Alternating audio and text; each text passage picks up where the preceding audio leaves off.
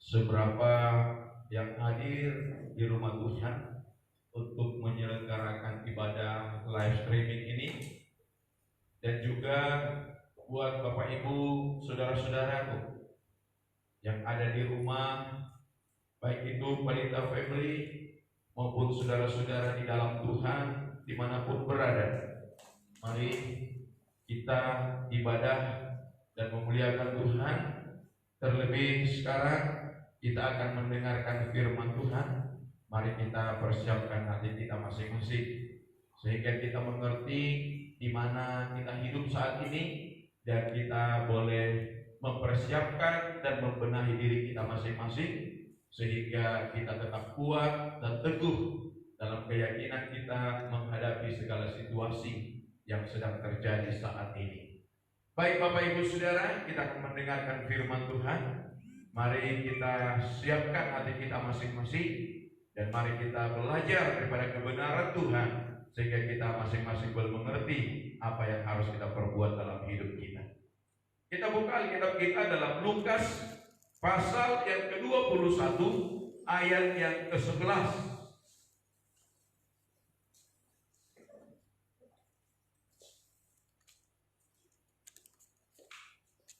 Namun kita baca mulai dari ayat 10. Lukas pasal yang ke-21 ayat 10 sampai ayat yang ke-11. Mari kita nyaringkan suara kita sehingga saudara-saudara kita pun yang mengikuti ibadah melalui live streaming ini boleh mendengarkan firman Tuhan yang kita bacakan bersama. Kita baca bersama-sama, 2, 3, ya.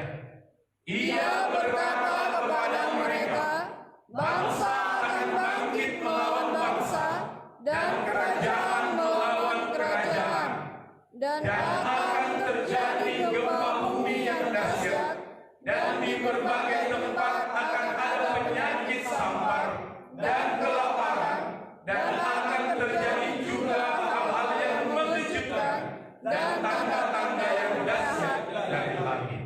Amin.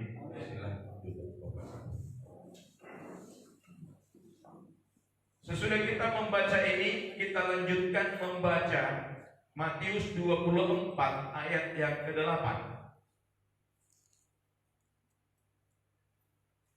Sama-sama kembali dengan suara nyaring kita baca 2, 3 ya. Akan tetapi semuanya itu barulah permulaan penderitaan menjelang zaman baru. Amin. Saya memberikan judul firman Tuhan pada saat siang hari ini bagi kita semua yang ada di rumah Tuhan, juga bagi Bapak Ibu Saudara yang mengikuti ibadah ini melalui live streaming saat ini. Dan saya memberikan judul firman Tuhan ini, membenahi diri. Membenahi diri.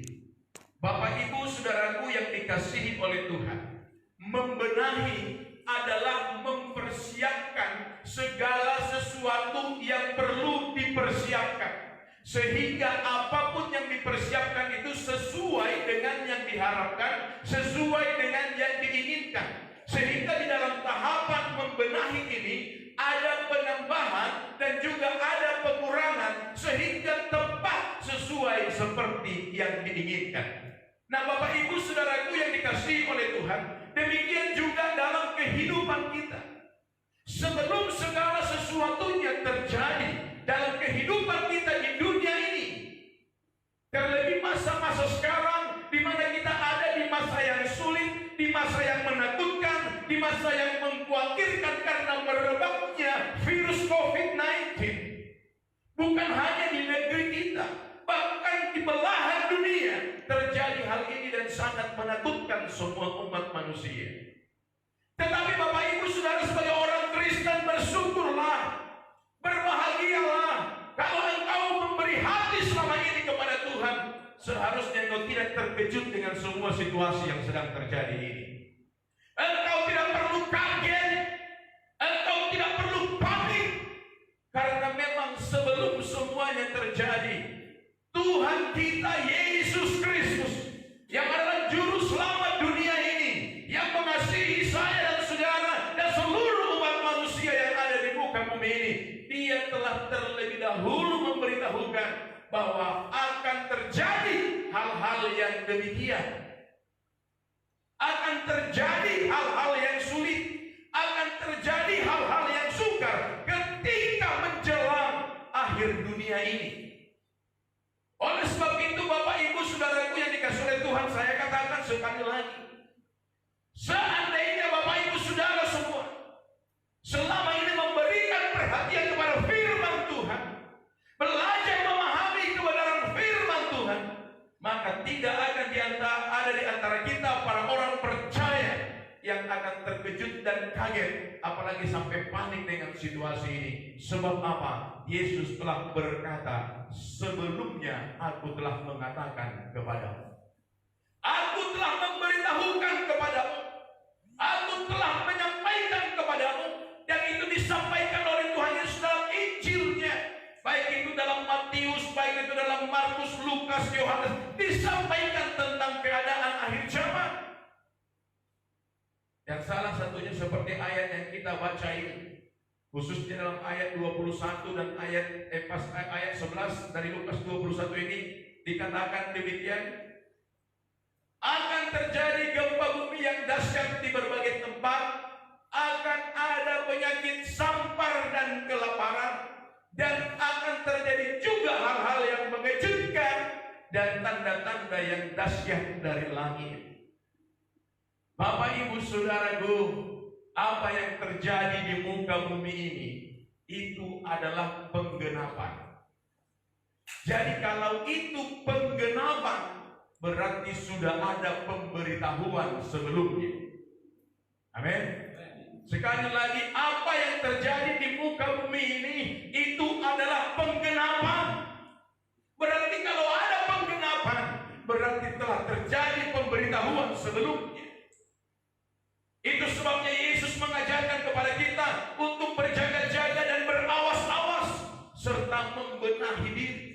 Dan sekarang Bapak Ibu Saudaraku, apa yang telah dikatakan oleh Tuhan, kesulitan-kesulitan, persoalan-persoalan yang akan melanda bumi ini, yang telah diberitahukan Tuhan sebelumnya, sedang terjadi.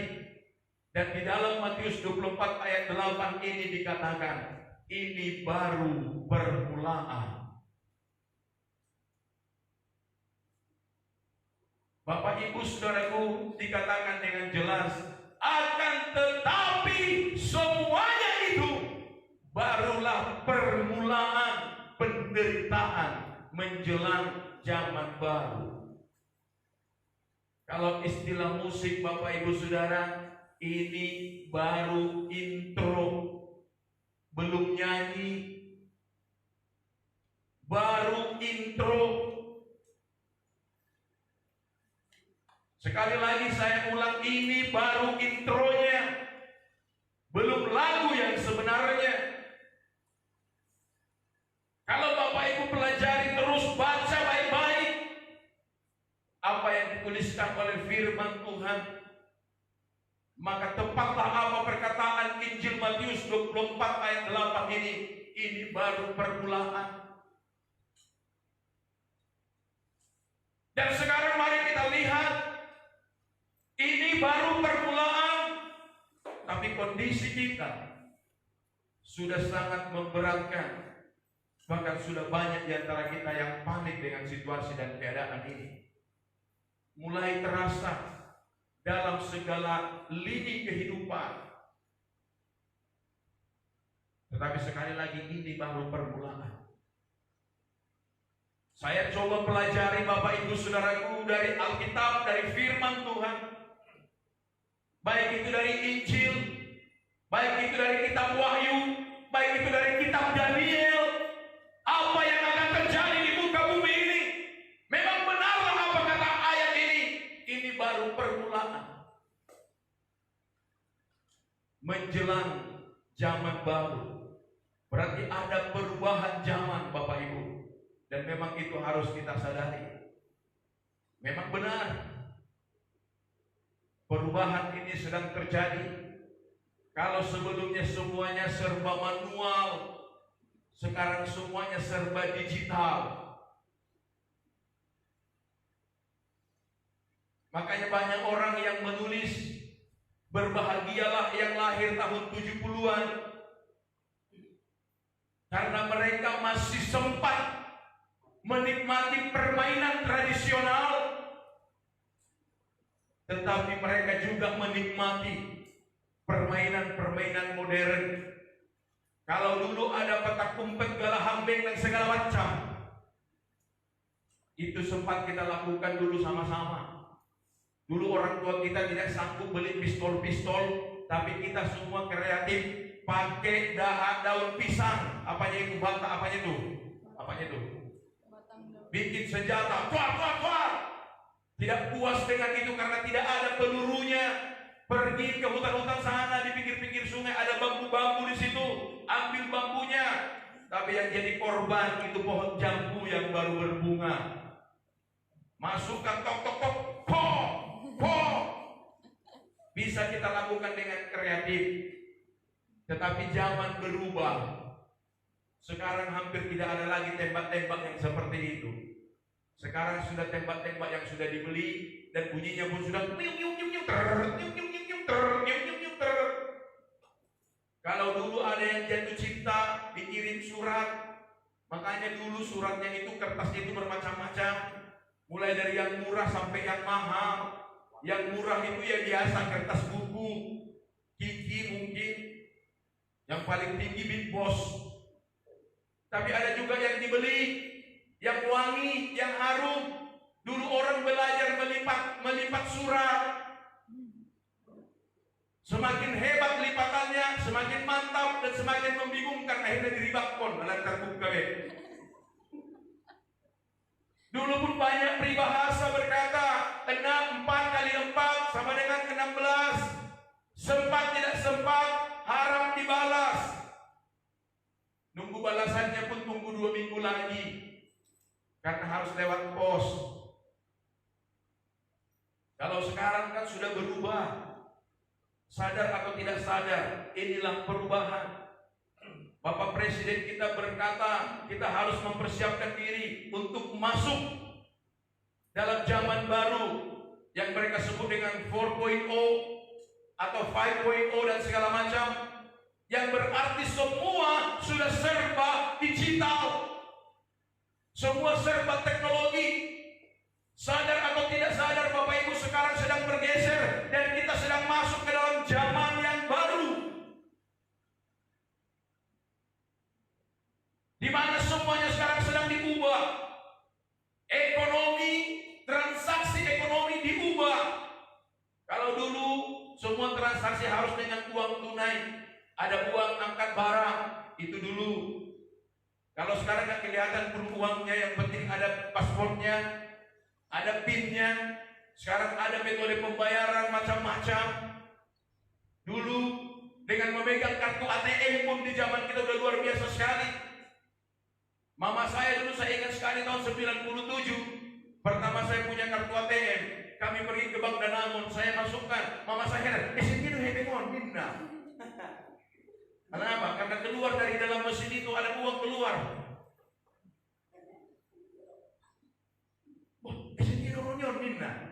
Dan kita ke polisi dan nononin. Nah, ini kalau ada efek tadi nabas itu soal. Kita menabung di bank, Mama, dan kita bisa ambil lewat ATM. Aku nggak sempat, kami bingung. Mama saya pun sempat bingung. Itu baru ATM, sekarang lain lagi. Sudah berubah lagi. Mau belanja apa-apa, sekarang ada kartu kredit, ada ini, ada itu, ada pembayaran lewat GoPay, lewat OVO dan segala macam.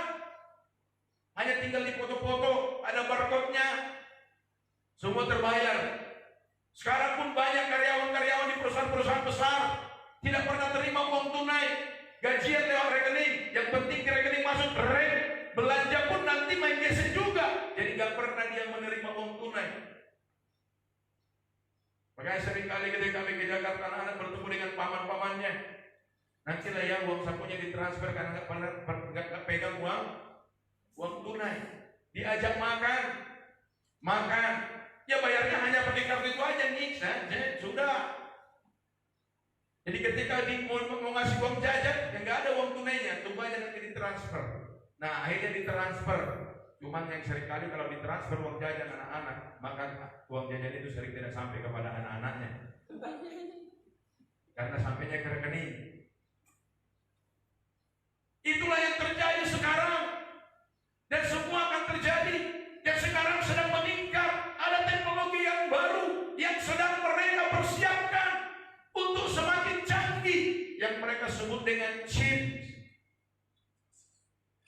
Dan chip ini sedang dipersiapkan, dan sekarang mungkin dalam tahap uji coba. Di sana sudah tertera semuanya, identitas pribadi setiap orang, bahkan riwayat kesehatannya, bahkan uang dan hartanya ada di dalam chip itu. Inilah era baru yang dikatakan oleh firman Tuhan ini. Tetapi Bapak Ibu Saudaraku yang dikasihi oleh Tuhan, di satu sisi kita harus buka mata. Teknologi berkembang, segala sesuatu berubah. Tetapi jangan salah, ini juga akan berdampak ke dalam kehidupan kita, terlebih kepada keyakinan dan iman kita. Akan timbul penderitaan-penderitaan. Dan seperti yang sekarang kita lihat Bapak Ibu, betapa paniknya dunia dengan COVID-19 atau Corona ini. Kemana arahnya semuanya? Di satu sisi memang ada baiknya. Dunia seperti bersatu, saling tolong menolong. Kalau yang tadinya yang satu menganggap yang lain haram, sekarang tidak ada lagi. Yang penting kita bersatu melawan si Corona. Semua satu sisi itulah baiknya, bersatu. Dan kemana nanti arahnya, tidak tertutup kemungkinan akan terbentuk satu pemerintahan dunia.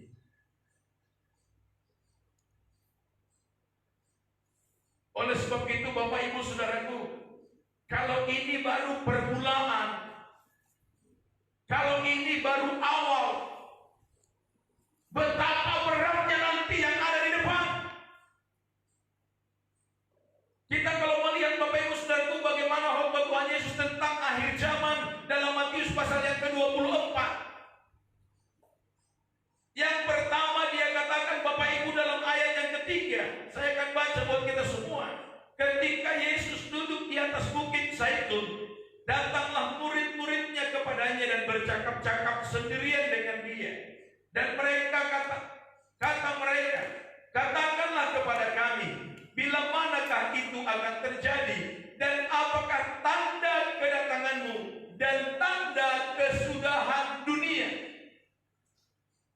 Ingat sekali lagi, ini harus menyadarkan kita bahwa dunia ini pasti akan berlalu. Jadi apapun yang kau punya, apapun yang kau miliki, apapun yang kau banggakan, semua itu pasti akan berlalu. Jadi jangan terlalu engkau menyibukkan diri dengan itu sehingga engkau lupa Tuhan. Itu pasti akan berlalu. Dan ketika itu murid-murid bertanya, apa tanda-tandanya? Yesus mulai menjawab. Dia mulai menjawab. Yang pertama dia berkata, jawab Yesus kepada mereka, waspadalah, jangan ada orang yang menyesatkan kamu. Kata menyesatkan di sini bukan hanya berbicara mengenai firman Tuhan, tetapi berbicara mengenai kehidupan manusia, baik dari sisi agama, baik dari sisi ekonomi, baik dari sisi pengetahuan, bisa saling menyesatkan. Makanya selalu dikatakan ada hoax. Halo, tepatnya hoax atau hoax? Asal mau nang hoax berarti nggak batu nih. Lihat beberapa banyak hoax itu, berita-berita miring, saling menyesatkan. Ada orang yang tidak suka dengan pemerintah, dia buat hoax, menyesatkan orang lain. Maka yang paling pertama adalah tanda akhir zaman atau permulaan dari penderitaan itu dimulai dengan hoax. berita. Sebab tidak semua yang lu dengar itu benar. Amin. Amin. Belajar. Jadi kata penyesatan di sini bukan hanya berbicara bahwa di gereja nanti ada nabi palsu. Penyesatan yang dimaksud secara global dalam segala lini kehidupan.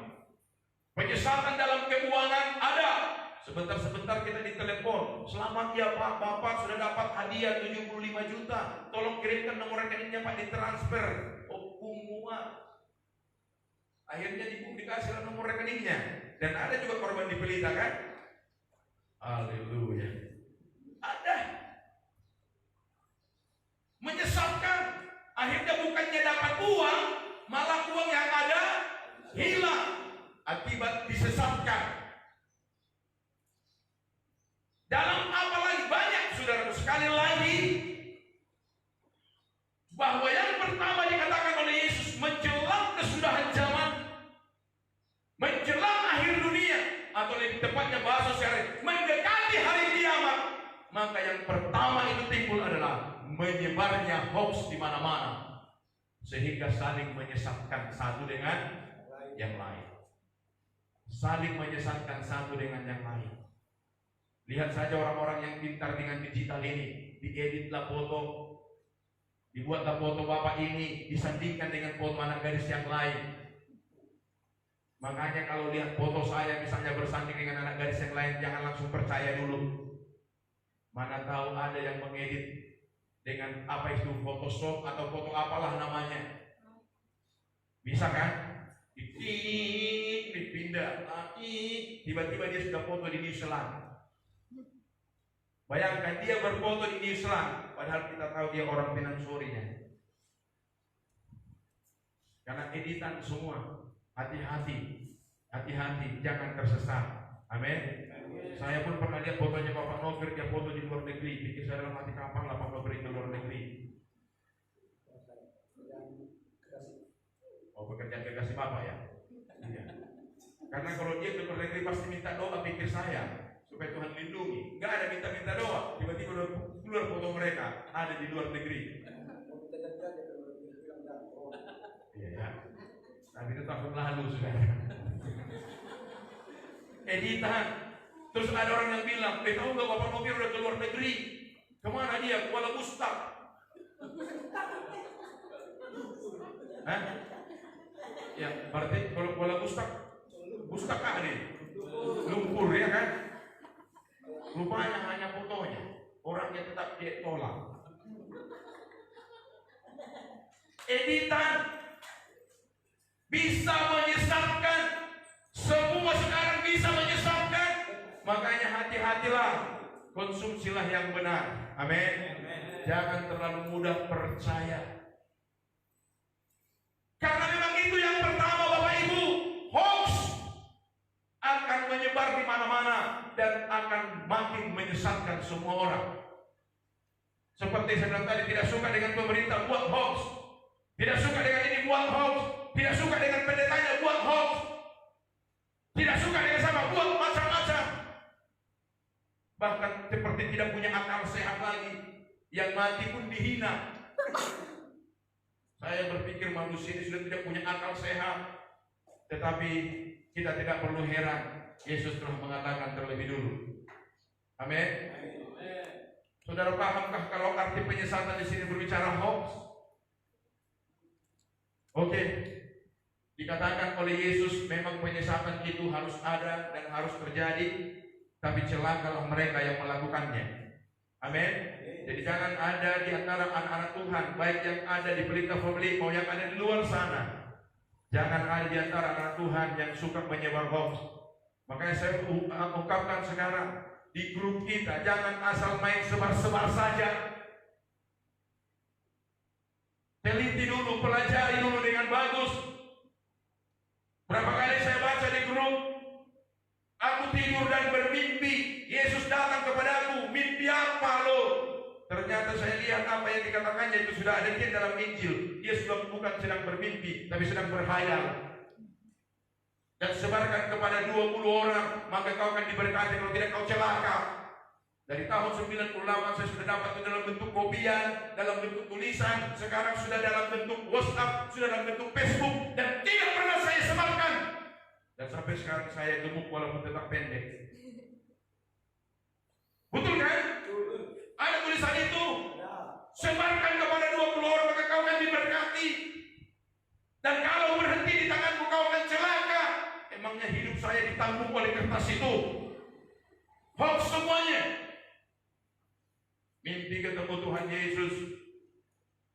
Bapak Ibu Saudaraku, tidak perlu mengada-adalah. Firman Tuhan dalam Alkitab sudah lebih dari cukup memberikan kepada kita pengertian yang benar. Amin. Amin. Ada yang bilang supaya terhindar dari corona, pas mandi sabun badanmu, jangan langsung bilas, nyanyi 2 lagu. Tadi saya baru nyanyi setengah lagu sudah perih mataku. Belum sampai 2 lagu. Di mana ini? Apalagi sabun sekarang semua antiseptik. Perih. Harus nyanyi 2 lagu. Lagu apalah yang akan kunyanyikan?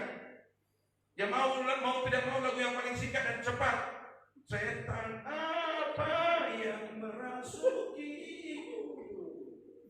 Baru belum selesai sudah langsung perih. Nunggu 2 lagu baru dibilas. Mau bagaimana caranya? Loh nama sabunnya non di badan pasudena. 2 lagu, apalagi lagu penyembahan. Diikuti pula lagi dengan bahasa-bahasa roh kan? Kapan kita bilasan? Saudaraku, mari, tidak semua yang lu dengar itu benar. Tapi kalau kau ingin mencari kebenaran, Alkitab lebih dari cukup untuk menuntutmu kepada kebenaran. Amin, saudara-saudara. Pelajari saja Alkitab. Back to the Bible. Kalaupun nanti misalnya Tuhan menyatakan pernyataan-pernyataan yang baru, sudah penting saya katakan di status saya, itu pasti yang baru yang belum pernah terjadi dan yang belum pernah dicatat. Tapi saya rasa sudah lebih dari cukup. Kembali saja kepada Alkitab. Inilah kebenaran yang sesungguhnya. Amin. Banyak sekarang, tiba-tiba sekarang orang-orang menjadi ahli gizi, tiba-tiba ahli meramu obat, tiba-tiba ahli Alkitab, tiba-tiba ahli akhir zaman. Aduh, capek saya. Tapi biarlah mereka yang menjadi ahli, terserah mereka lah itu. Tapi kita sekali lagi ingat apa kata firman Tuhan. Tanda-tanda zaman yang pertama yang akan terjadi adalah menyebarnya hoax di mana-mana untuk menyesatkan umat manusia. Tetapi engkau, hai anak-anak Tuhan, jangan ikut tersesat. Amin. Makanya tadi saya sangat sambil ibadah kita, hati saya hancur. Apa yang saya renungkan sekarang sedang menyebar hoax dan begitu gigihnya penyesatan terjadi. Saya hanya merenungkan bagaimanalah anak-anakku yang tidak mengerti firman Tuhan ini. Sekarang saya sudah begini sulit. Tapi lihat kali antara kita orang Kristen banyak kali yang tidak mengerti firman Tuhan. Malas ke gereja, malas berdoa. Sedangkan yang rajin ke gereja belum tentu bisa memahami sepenuhnya. Apalagi yang memang ke gereja itu hanya sekedar. Perhatikan Bapak Ibu yang dikatakan Alkitab. Yang pertama dikatakan di sini, hati-hatilah supaya jangan ada yang menyesatkan kamu. Sebab banyak orang akan datang dengan memakai namaku dan berkata akulah Mesias dan seterusnya dan seterusnya.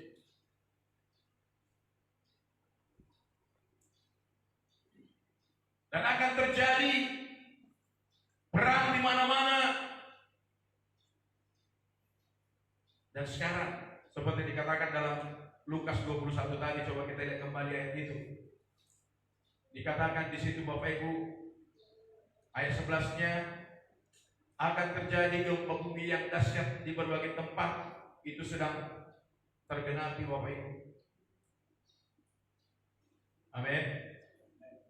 Dan ada penyakit sampar Seperti saya katakan, kata sampar itu bisa saja dalam arti majemuk banyak. Ada orang atau teman-teman yang menggolongkan apa yang terjadi sekarang bisa dikatakan sampar katanya. Terserahlah, bisa saja kita terima itu. Dan yang terjadi sekarang, dan kelaparan bisa jadi akibat dari virus ini, dari corona ini. Kalau terjadi lockdown, kita berdoa supaya cepat berlalu. Amin. Kalau cepat terjadi lockdown, kemana? Pasti terjadi kelaparan.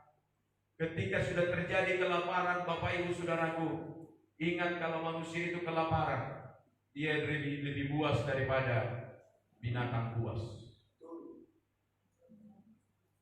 Makanya ada istilah berkata, sering saya ulang-ulang ini, walaupun sampai Bapak Ibu bosan. Tajum ninda balati, utajuman kebutuhan asanjok kalon. Atar lawan balatu, balik atar dalu buare. Orang bisa kehilangan akal sehat kalau sudah kelaparan, dan akan bisa menjadi buas, tidak punya belas kasihan, dan itu akan terjadi. Dan dikatakan lagi akan terjadi juga hal-hal yang mengejutkan. Kata mengejutkan di sini berarti yang belum pernah terjadi, membuat kita terkaget-kaget. Nah, Bapak Ibu Saudaraku, ketika ini sudah dikatakan, ketika ini diberitakan, maka dikatakan juga dalam ayat 8 tadi, ini baru permulaan. Permulaan ini saja pun Bapak Ibu, kita sudah mulai ngorong-ngorong, mengarut-ngarut. Bagaimana lagi kalau masuk lebih dalam lagi, lebih jauh lagi?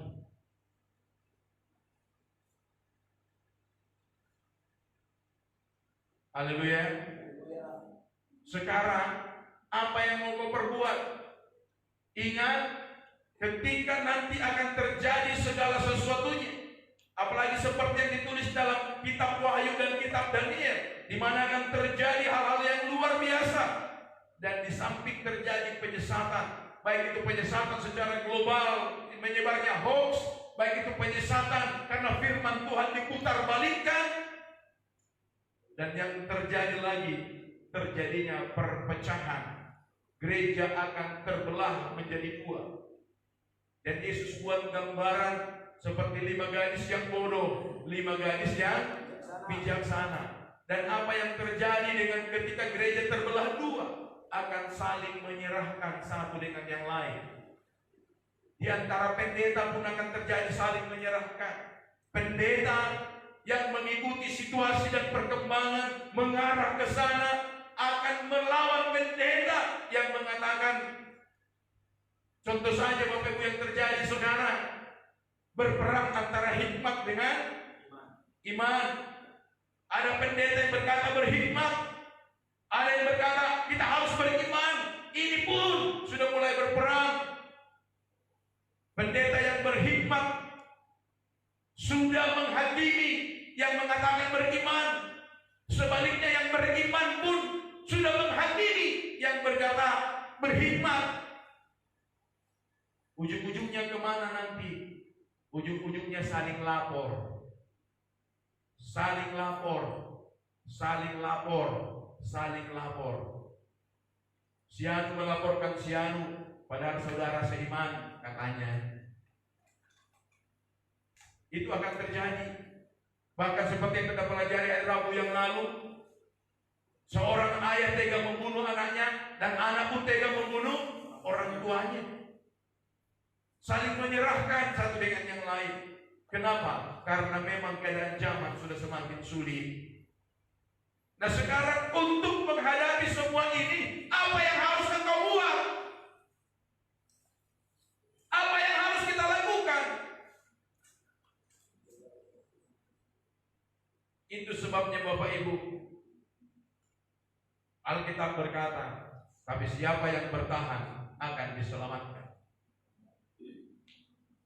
Amin. Amin. Siapa yang bertahan akan diselamatkan. Kita lihat ayat 13 dari Matius 24 ini.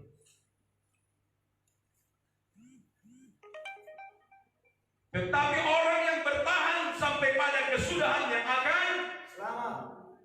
Bertahan. Bertahan yang dimaksud tetap memegang keyakinan apapun yang terjadi. Tetap mengikut Tuhan dengan setia walaupun dianiaya. Tetap percaya kepada Tuhan walaupun sakit dan menderita.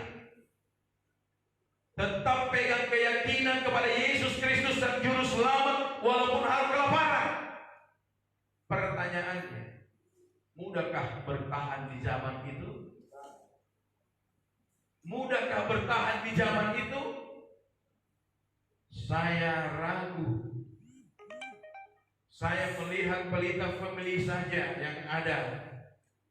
Ragu saya kalau ini semua bisa bertahan. Silahkan nanti lihat, baca, pelajari baik di kitab Wahyu, di kitab Daniel, apa yang akan terjadi nanti. Kesulitan ekonomi akan semakin meningkat, sehingga nanti ekonomi dunia ini kemungkinan dan pasti akan mengarah kepada satu metode, dan semua sistem akan dikendalikan dengan satu metode yang oleh Alkitab berkata tidak ada yang bisa membeli, tidak ada yang bisa menjual kalau tidak pakai kode itu. Kalau Alkitab tanda kita pakai bahasa sehari-hari, tidak memakai kode itu, semua akan semakin susah. Kelaparan akan datang. Ketika kelaparan datang, mungkin orang akan ada menawarkan makanan kepadamu dengan berkata, "Ku bantu kau, tapi ada dealnya. Tinggalkan Tuhanmu." Bagaimana dengan itu? Mungkin engkau bisa menahan diri lapar. Kita bapak-bapak bisa menahan diri lapar. Tapi kubayangkanlah anakku yang kecil si Johanna menangis berkata, "Bapak, Pak, lapar Jojo, Pak." Masih sanggup engkau bertahan? Sekarang berkata bertahan mudah, karena belum masuk kepada zamannya, belum sampai kepada situasinya. Kalau aku tanya mungkin siapa yang akan bertahan, pasti semua angkat tangan dan akan berusaha berjanji bertahan. Sama seperti Petrus berkata, "Apapun yang terjadi, Guru, aku siap mati demi Engkau." Tapi begitu di Taman Getsemani, siapkah dia mati? Dan matutung baba mendoko napi, itu filosofi bahasa Batak. Mudah mengatakan, tapi belum tentu mampu melakukan. Ketika aku coba bayangkan realitanya, ketika benar-benar kelaparan itu terjadi, okelah saya tahan diri untuk tidak makan. Tapi ketika anak saya yang kecil ini menangis,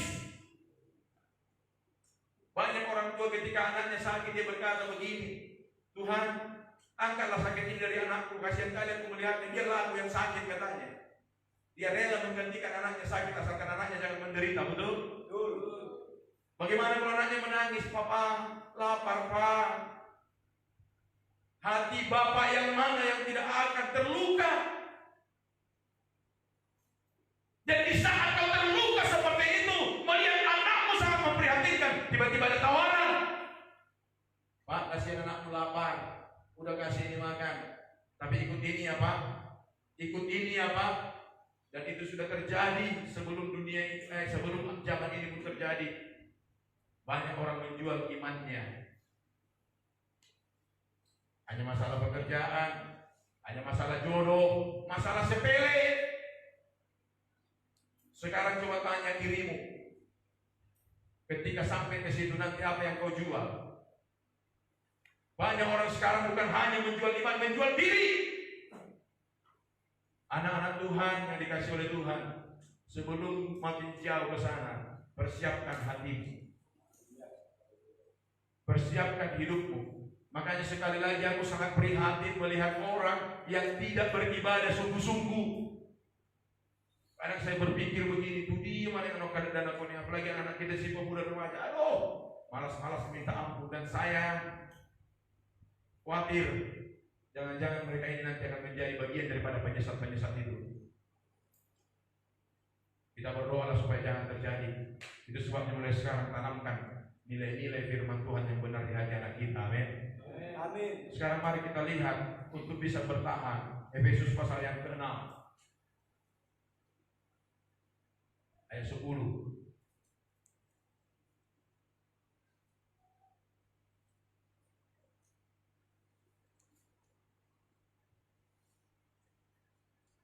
Mari lihat Bapak Ibu, kita baca.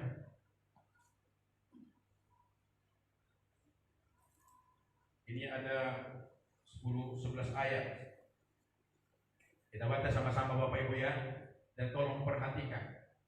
Engkau rindu bertahan, engkau rindu kuat menghadapi semua kesulitan itu, Tuhan memberikan jalannya. 2, 3 ya.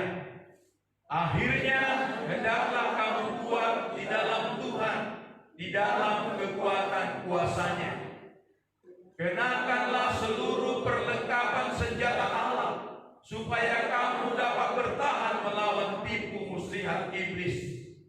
Karena perjuangan kita bukanlah melawan darah dan daging, tapi melawan pemerintah-pemerintah, melawan penguasa-penguasa, melawan penghulu-penghulu dunia yang gelap ini, melawan roh jahat di udara.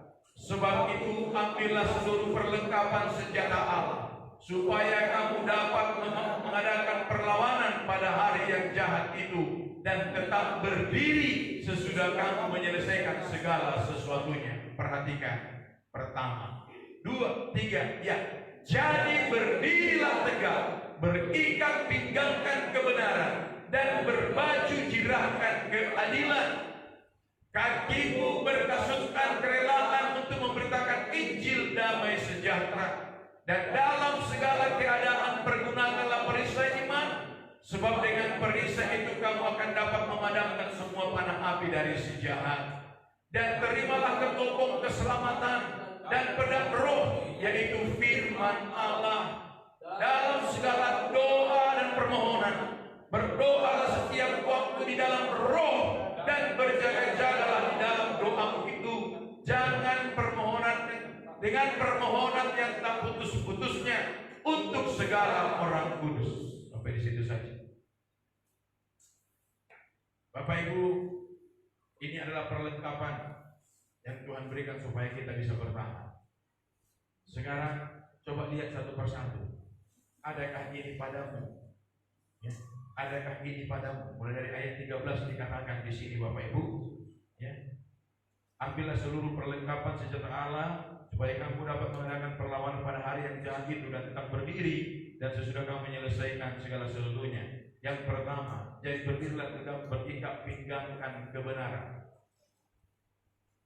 Ingat, yang membuat kita tetap tegak berdiri adalah kalau kita hidup dalam kebenaran. Amin. Sekarang introspeksi diri. Sudahkah engkau hidup dalam kebenaran? Sudahkah engkau berkata benar, bekerja benar, dan melakukan yang benar? Benahi diri Bapak Ibu.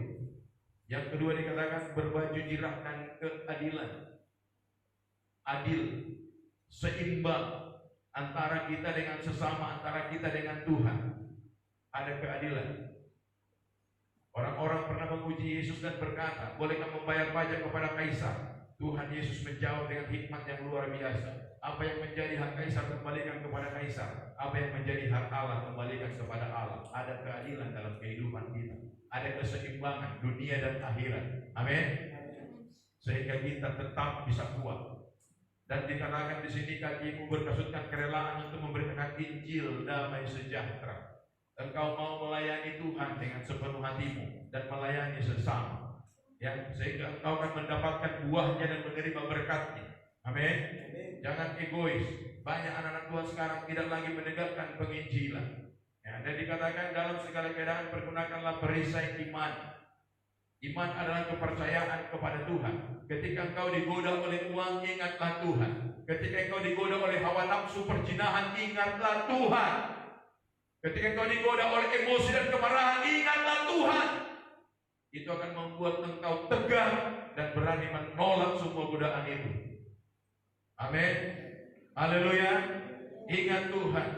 Dan dikatakan di sini, sebab dengan perisai itu kamu akan dapat memadamkan segala panah api, segala godaan, segala tipu muslihat dari si iblis. Itu akan padam dengan engkau mengingat Tuhan dan takut kepadanya. Maka dosa itu tidak akan pernah masuk dalam hidupmu. Amin. Ketika engkau digoda dengan uang, engkau akan berkata, aduh Tuhan, tolong saya. Maka uang itu tidak akan engkau ambil. Ketika engkau digoda dengan hawa nafsumu, ingatlah Tuhan tolong saya. Maka kau tidak akan terpengaruh dengan hawa nafsu itu. Dan selanjutnya dikatakan, Bapak Ibu, terimalah ketopong keselamatan dan pedang roh. Engkau ingin menang bertarung, engkau ingin tetap bisa bertahan, terimalah ketopong keselamatan dan pedang roh, yaitu firman. Ini yang menjadi masalah. Banyak anak-anak itu tidak mengerti firman Tuhan. Apalagi anak-anak kita sekarang hidupnya hanya game. Game dan game.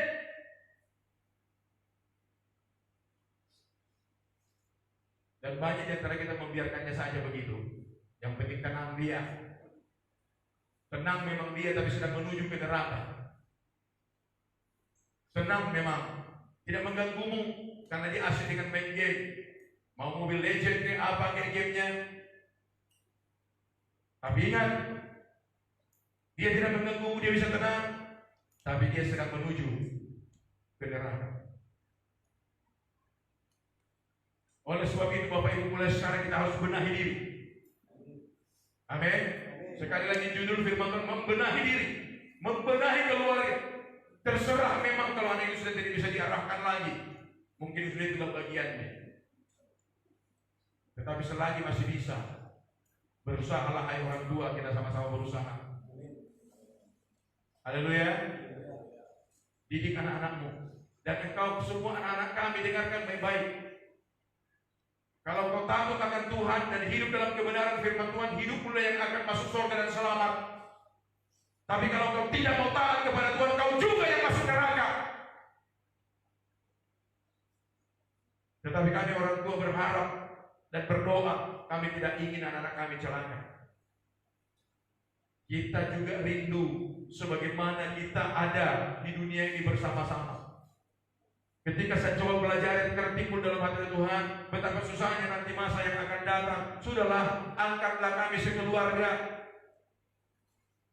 Biarlah saya mati sekarang dengan semua, tapi jangan pula saya mati tinggal anak saya masih kecil. Siapa yang urus? Kadang timbul pikiran seperti itu. Kenapa? Karena melihat keadaan yang semakin susah. Ada rasa khawatir, ada rasa takut. Kadang saya bertanya, Tuhan, selamatnya nanti anak-anakku ini, selamatnya. Ketika kulihat anak-anakku itu tidur, aku ingat akan firman Tuhan ini. Aku mulai bertanya, Tuhan, 3 anakku ini, selamatnya nanti ini. Keadaan yang semakin sulit, dijepit dan dihimpit dari semua sisi. Dan yang paling ditekan adalah imanmu dan keyakinanmu. Bagaimana engkau supaya mengikuti dunia ini dan meninggalkan Tuhanmu. Dan bila itu terjadi, siapa yang mampu bertahan dengan himpitan, mulai dari masalah ekonomi, masalah kesehatan dan segalanya. Oleh sebab itu mulai sekarang belajarlah membenahi diri, sehingga ketika situasi itu terjadi, engkau tetap kuat. Dan yang paling utama Tuhan janjikan, sebelum kesukaran besar itu datang, orang percaya telah dibawa oleh Sang Juru Selamat. Amin. Ingat, orang percaya telah dibawa oleh Roh Kudus. Itu yang harus kita kejar. Sehingga Alkitab kita mencatat, orang percaya telah disingkirkan, telah dipindahkan, supaya jangan masuk kepada masa yang sukar itu. Tapi hanya mereka yang memiliki materai Tuhan, yaitu Roh Kudus. Amin. Amin. Jadi bangunlah dirimu, Bapak Ibu, anak-anak kami, berdoalah di dalam Roh, dan mintalah kepada Tuhan supaya Tuhan membenahi engkau dengan roh-Nya. Dan ketika itu terjadi, ada Roh Kudus yang menopang engkau, ada Roh Kudus yang menyelamatkan engkau. Tapi bagaimana mungkin Roh Kudus masuk dalam hidupmu kalau engkau tidak hidup dalam kebenaran? Kalau engkau tidak memegang firman Tuhan. Akhir-akhir ini bukan Roh Kudus yang semakin berkembang di hati anak-anak kita, tapi roh pemberontakan. Tidak mau diingatkan, tidak mau diajar. Itu yang sedang terjadi sekarang. Ketika mereka ditegur, mereka marah. Ketika mereka dinasihati, mereka marah. Kita memang juga mengalami hal yang sama waktu kita masih remaja, bukan? Ketika diomel-omeli orang tua, panas hati kita.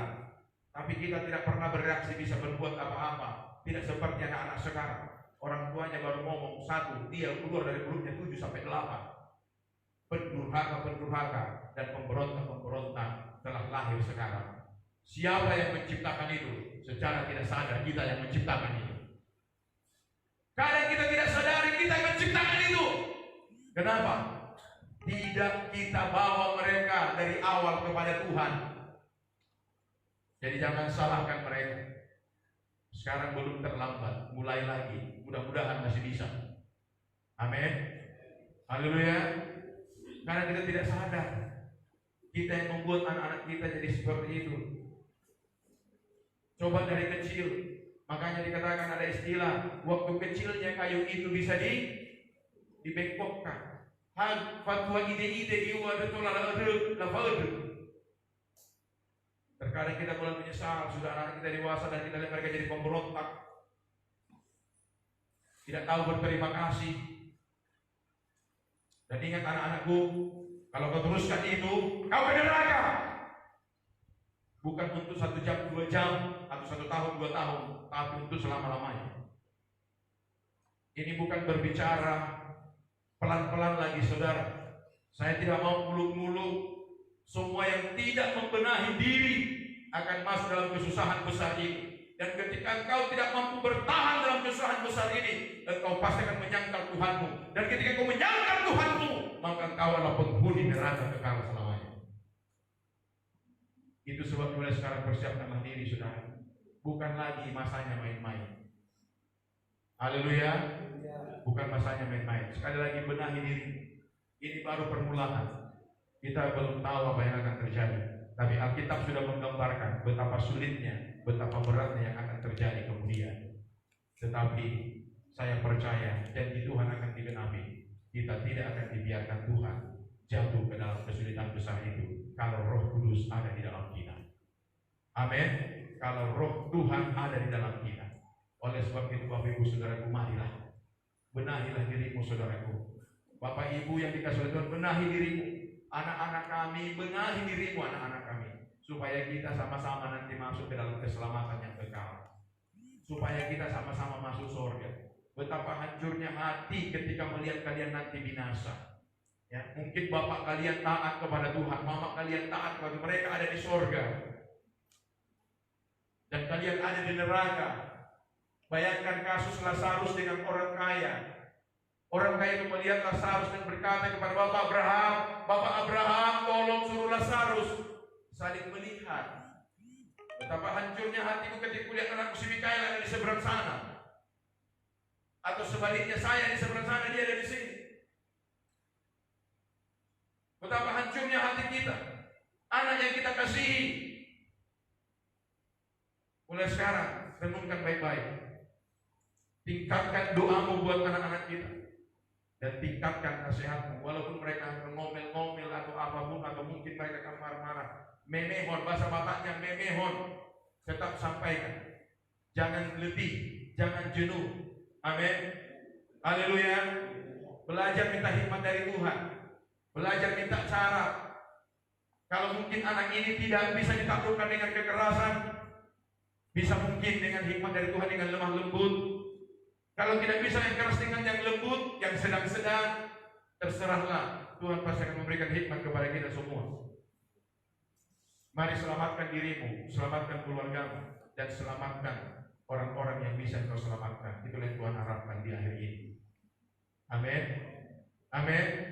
Hanya dikatakan oleh Tuhan, hukum yang terutama, kasihi Tuhan Allahmu, yang sama dengan itu, kasihi sesamamu manusia. Siapakah sesama kita? Terlebih dululah Yerusalem, diri kita, keluarga kita bawa kepada Tuhan. Dan mudah-mudahan dengan itu bisa membawa keluarga-keluarga yang lain. Benahi diri. Sekali lagi, bukan waktunya lagi main-main, tapi sudah waktunya kita membenahi diri. Siapkan hatimu, miliki kekuatan Allah dalam hidupmu, dan miliki Roh Kudus dalam hidupmu, maka akan diberkati oleh Tuhan. Mari kita berdiri bersama-sama. Kita naikkan satu pujian lama. Zaman sekarang berjagalah, lihat dunia bergelora.